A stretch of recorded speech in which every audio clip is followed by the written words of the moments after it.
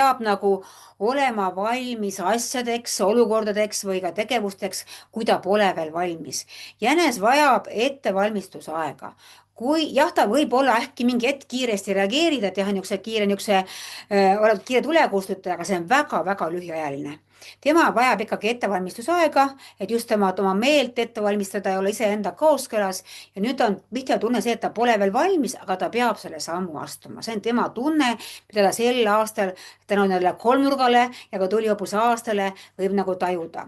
Nii et juhtub siis jänesele heaks, kui jänes hakkab piire seadma. Mis tähendab, see on see ka, et ta loob omaenda rutiinid, loob omaenda rütmi, oma päevakava ja ütleb ka nii, piirid on ka see, palju ma teen, paljuks ma olen valmis, kas see on mul üldse vajalik, kas ma pean seda tegema, et see mingis mõttes on ka sarnane ütluse kohta nagu hea ametijuhend, et ma ei lähe üle, muidugi hea, kui minnakse natuke üle, sest inimene siis loov, aga sel aastal jänes ei saa minna üle oma selle tavapärase ametijuhendi, ta satub segadusse ja paanikasse, sest ta ei suuda enam jälgida olukorda ja järgida situatsioone, et see on tema jaoks nagu raske. Nii et tal tekib tunne, keegi teine määrab tema elu, keegi teine, miski muu määrab tema elu tempo, ka tema vajadused ja soovi. Ja mis on tema jaoks veel, et kui jänesel endal on nagu elus tema mõtetes ja tunnetes on hästi palju poolvarjundeid, pooltoone. Et noh, see on tore küll, aga seal on see nüanss veel juures, seal on veel see heli juures ja nüüd ta nagu äkki ei saa nii olla pooltoonidega, ta peab nagu ütlema siis konkreetselt, see on nii, punkt üks, elu on nagu mustvalge, kiire, nii, punkt C, see tekitab temas nagu segadust. seda tekib raskusi, et kuidas jääda neutraalseks, et mitte astuda ka olukorrast eemale, et noh, et niigi peab olema hästi järsk, peame astuma ka olukorrast eemale, olema neutraalne, see talle nagu ei meeldi. Et tal nagu on tunne, tal on raskusi ka ennast nagu selgelt väljendada seetõttu. Et ta isegi lõpus tunneb, et ma parem jään vait, kas ma karjun mürast üle või jään päris vait, et see on kaks varianti nagu.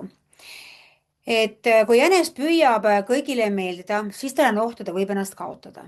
Nii et siin nagu tuleb panna endast lähtuvalt valikud ja piirid ja otsused, siis ta on ka ise alati kohal, siis ta teab seda, mida tema vajab, ta ei saa sel aastal kõigile meeldida ja ta ei peagi kõigile meeldida, ta ei pea kõiki ka aitama, sest selle raabelemise keskel, selle info keskel on lihtsalt nii suur üleväsimus ja ta hakkab nagu emotsioonidest taanduma, et ta ei tunne enam midagi, see on nagu ma ütlesin, depressiooni alge, mul pole enam mitte midagi, järgi jääb ainult paaniline hirm, mitte midagi muud enam järgi jää.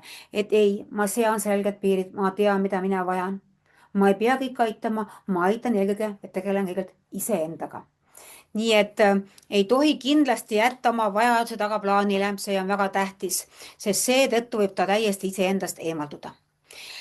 Siis tal on väga hea diplomaatia, ta oskab hästi suhted hoidma, ta oskab asju infot vahendada ja ka asju vahendada, olukordi vahendada, jää siis nende liistude juurde. Ära võta endale uusi asju, mis sulle ei sobi sulle absoluutselt. Sa ei pea olema juht, see ei sobi sulle täna sel aastal mitte üldse, hobune lihtsalt kappab sust üle. Et kui jänes suudab ennast sellest mürast välja astuda, siis tal on väga raske.